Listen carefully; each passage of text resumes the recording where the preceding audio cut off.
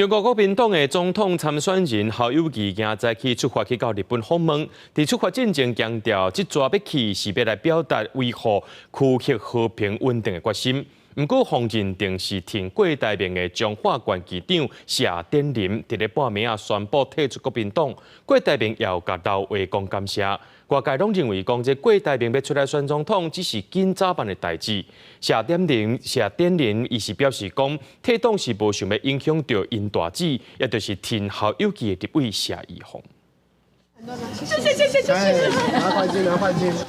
这回翕相展现亲切。国民党总统参选人侯友宜31透早出发访问日本，受访的时阵强调讲，这届来上界重要的目的是要表达维持区域和平稳定的决心。按算会拜会日华议员恳谈会，有风声讲会甲前首相麻生太郎见面，让日本了解中华民国为了维持区域和平稳定，并守护台湾民主自由的决心。这是我这一次出访最重要的目的。毕竟日华可能长期以来对台湾的各党派的一个互动，本身就是不分党派哈，这并非一个意外的安排。而麻生太郎部分本身就是比较亲台，特别是对中国的态度，我相信两个的态度是不同的。局长怎么看谢点林在这个时候退党？中华县议长谢点林宣布退党，对南亚来讲是大代志。红看作是挺贵派谢点林。31透早伫人面册宣布，为即时开始退出国民党。伊讲无希望互有心人见旁插针。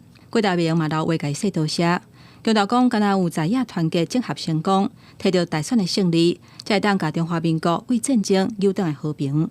发布之前已经想了1个礼拜了，因为我也不想让我姐难做，所以我退出国民党，然后我自己比较好做事情这样。爬山的时候，你总不希望有东西拖住你。我相信，就是说大家就是情分是在的，我也不方便多说什么，因为如果今天他越过红线，我也不得不，我一定会对他做出党纪的处分。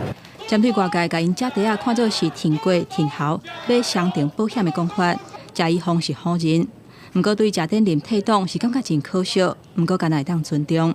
谢点林宣布退党，嘛叫外界解读做是郭台铭要独立参选总统。那也挺过派敢会产生什么影响，也会观察。记者综合报道。